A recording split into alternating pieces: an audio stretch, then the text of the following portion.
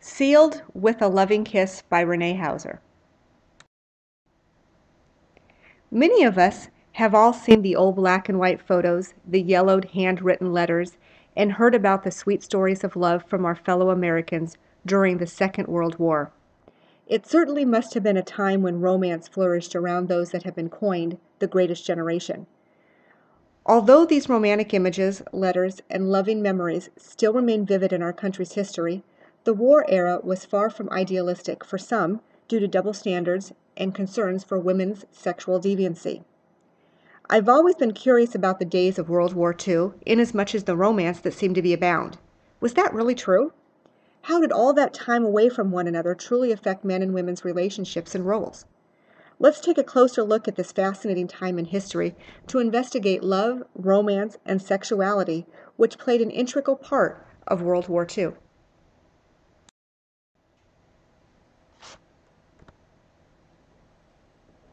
It doesn't get much more romantic than August 14, 1945, better known as V-Day or Victory Day, the day America claimed victory over Japan.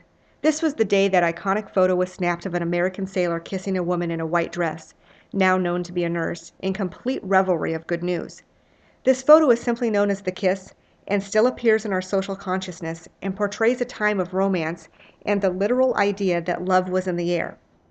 According to author Martha Louise Roberts of What Soldiers Do, shares that sex and romance has stood at the center of how the war was waged, and this iconic photo made it vital to how the war was won.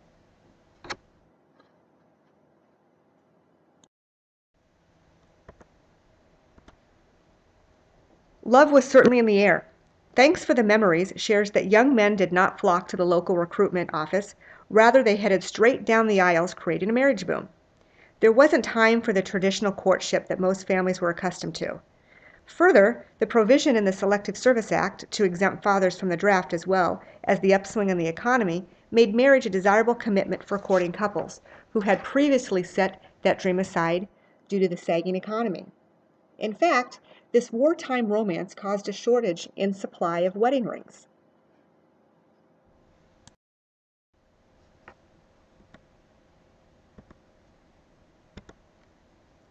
For millions of Americans, the first real sense that the war was on occurred when a loved one departed from military service. For servicemen who were stationed stateside, the telephone occasionally provided couples an avenue to connect with each other. However, for those stations long distances away, the letter writing became the central manner in which courting couples got acquainted or nurtured their love through the tender lines of a handwritten letter. Special time was set aside for letter writing to their loves. This was the way to communicate their feelings, news regarding their children, families, and the day that they longed for, their soldier's return. Wives like Louise Chase wrote her husband every day and substituted the intimacy shared in letters for those shared when living together. I live for his letters, wrote Chase, and he lived for mine. For high school sweethearts like Morris Densmore and Arline Thurlow, love letters sustained their long-distance romance during the war. A cedar hope chest filled with over 300 handwritten love letters secured with red satin ribbons have now been passed down to their daughter Martha. One particular passage that acknowledges the time they spent together and apart, but expresses hope for his quick return. As fate would have it, we were apart in reality but 9 months. Since that time we have been apart. We have been apart, darling, in time and space, but as these two elements have increased, I know my thoughts of and for you have also increased to the point where I have but one great immediate goal in life. And you know what that is, Arlene? In a way, darling, I am not too sorry that I'm going over now, because the sooner I go over, the sooner I will be back. Romance itself can be a wonderful feeling for both men and women. However, during World War II, it was found through interviews of soldiers that they discovered early how appealing they were to young women indulging in patriotism. It seemed that the most quotable line was, "I'm going overseas tomorrow, so stay with me tonight, work like a charm." The men were desperate to make every hour count in wartime, which caused couples to abandon the traditional relationship codes. 84-year-old Seymour Simon reminisces that World War II brought sharp focus on the immediate and dimmed the long term. The intimacy that would be found in sharing private thoughts of going away seemed to lead to the sharing of bodies. Long separations, time in the foxhole, and life with men in the military company made the men passionate for a woman's touch. Ironically, the men seemed to recall the abundance of sex during this time rather than their wooing of the female companions. Meanwhile, women found this to be a very exciting time. The young ladies found their dating life to flourish.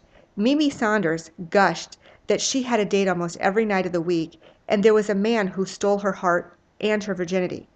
War turned up the romance and the sex, offered Gibbich Pfefferman, who married the morning after spending the night with her beau. It was described as armies of women who followed their husbands to the stateside military training to squeeze more time together before deployment.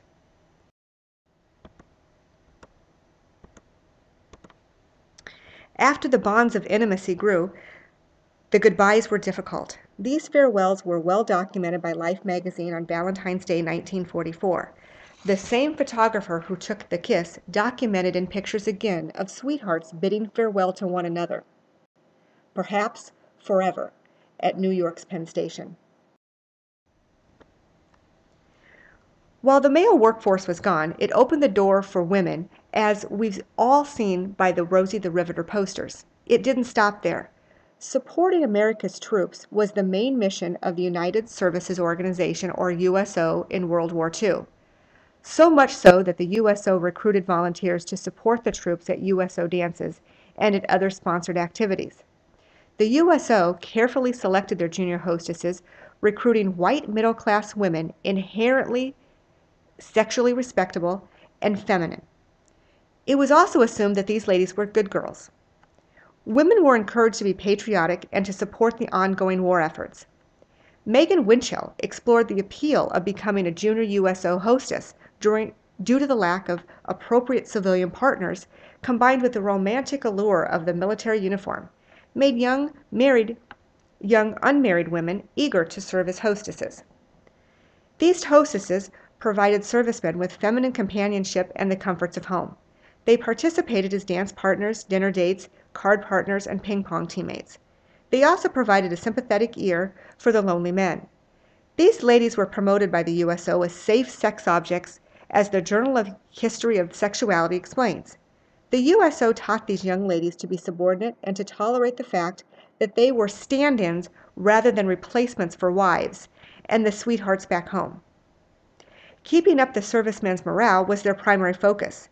This government-sponsored program was to keep the men from the more dangerous promiscuous sex during their leave.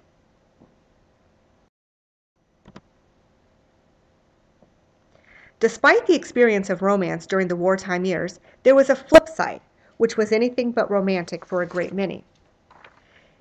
It was found quickly that women who participated in these organized activities, or other typical girls with little previous experience, began to be the subject of sexual innuendo and subject to humor. As these women began to fulfill their wartime duties, a double standard began to surface. In Thanks for the Memories, Marilyn Haggerty points out that when it came to sex, women were expected to help build the morale of the troops, but not to compromise their own respectability and reputation. The virtuous woman was a symbolic measure of social stability.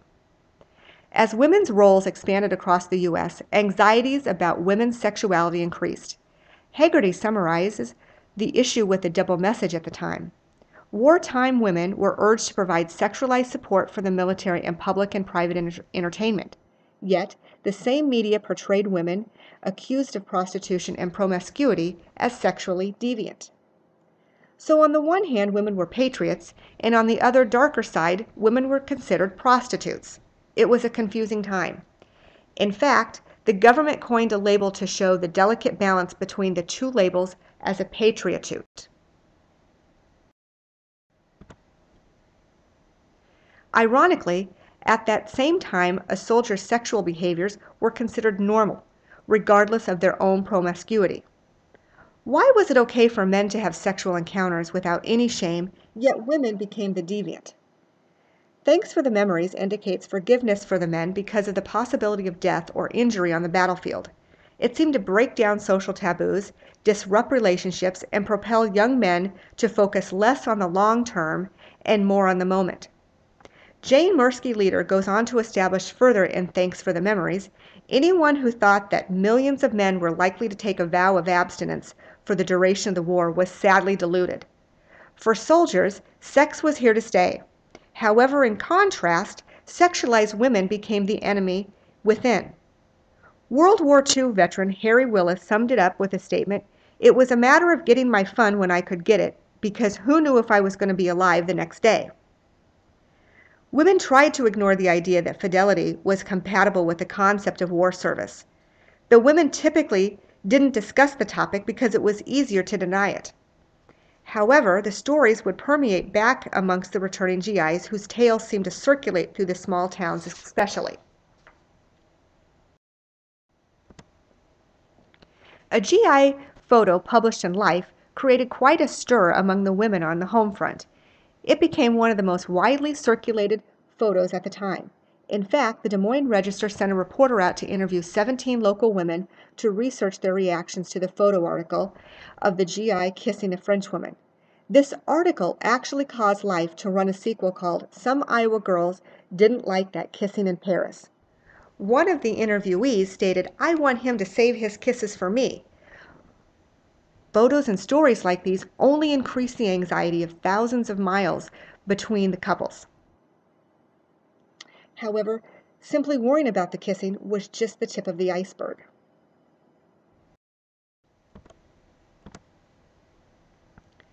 Despite the idea to keep the morale up of the troops, the use of women became complicated and required a secondary campaign. As the abundance of sex thrived during World War II, so did VD.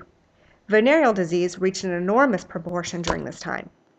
It was obviously in the best interest of the U.S. government to keep the soldiers VD free. Nonetheless, women typically didn't receive the same level of sexual education that the soldiers received at this time. It was understood that there were limits preventing grown men from fraternizing with women, so sexual education, prophylaxis, and penicillin distribution began to kick into overdrive. Widespread use of posters, pamphlets, and the insinuation that men should be warned of the girl next door, as she may be a carrier of disease, just as the face of a sexy woman or a prostitute could be a whole bag of trouble. In fact, in January 1941, the May Act became law, which made prostitution near military installations a federal offense. It was the government, medical, and military authorities who attempted to close the gap on the spread of VD, not from the commercial prostitutes, rather the more promiscuous woman, labeled as a khaki wacky or a victory girl. Not surprisingly, female sexuality became a prime target of social control. The social campaign at the time presented the prophylaxis as the serviceman's responsibility, but represented unclean women as the root of the epidemic. Women were frequently arrested for suspicious behaviors and forced to undergo VD testing. While the women were sent to jail if suspected of being a prostitute, the servicemen were excused and returned back to base. Women were assumed to be unclean and germ-ridden, while the men were able to dispel the harsher treatments.